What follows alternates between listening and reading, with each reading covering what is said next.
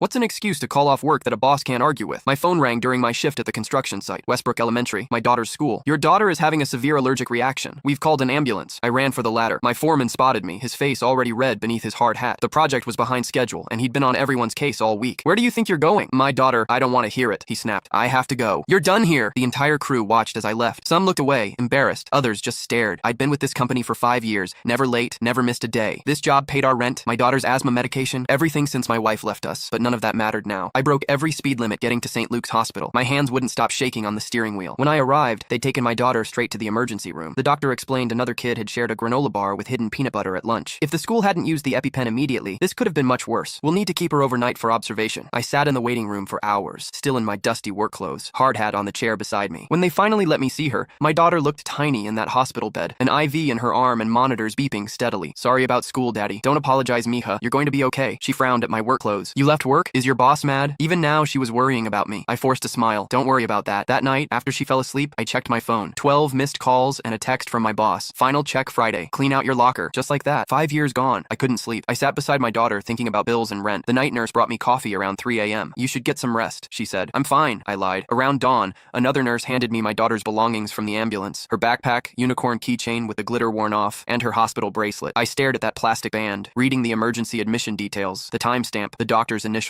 That's when I decided. Next morning, after my daughter's aunt arrived to stay with her, I drove to the construction site in my work clothes. The crew went silent as I approached. Some looked away, embarrassed. Others watched curiously. My boss was by the trailer with the project manager. Told you not to come back. Without a word, I placed my daughter's hospital bracelet on his plans. What's this? My daughter's emergency room bracelet from yesterday when she nearly died from anaphylactic shock while you were threatening my job. Silence fell across the site. Even the machinery seemed to pause. My boss examined the bracelet, his expression changing as he read the details. Jesus, I didn't know. Because you didn't ask. You assumed I was lying. My boss looked around at the crew, then back at me. The project manager suddenly became very interested in his phone. Look, there was no way for me to— There was. I cut him off. You could have asked instead of threatening me. My daughter's still in the hospital, but I came here anyway because I need this job. We both know I'm one of your best. So am I fired or not? My boss handed back the bracelet, clearing his throat. Take the week. Paid. Family comes first. I should have felt relieved, but I wasn't. That's not enough. What? How many guys have you fired without asking what happened? How many real emergencies did you ignore because you'd already made up your mind? My boss's face reddened, but not from anger this time. The project manager finally looked up from his phone. Boss, maybe we should consider an emergency leave policy. Other sites have implemented it with good results. My boss looked around at his crew, calculating the cost of standing his ground versus losing their respect. I'll look into it, he finally said. 3 weeks later, I was back at work. My daughter was better, with a new action plan at school, but something else had changed. A new laminated notice in the break room. Emergency leave policy. 3 paid family emergency days annually. No questions asked. Documentation only required upon return. It wasn't perfect, but it was something.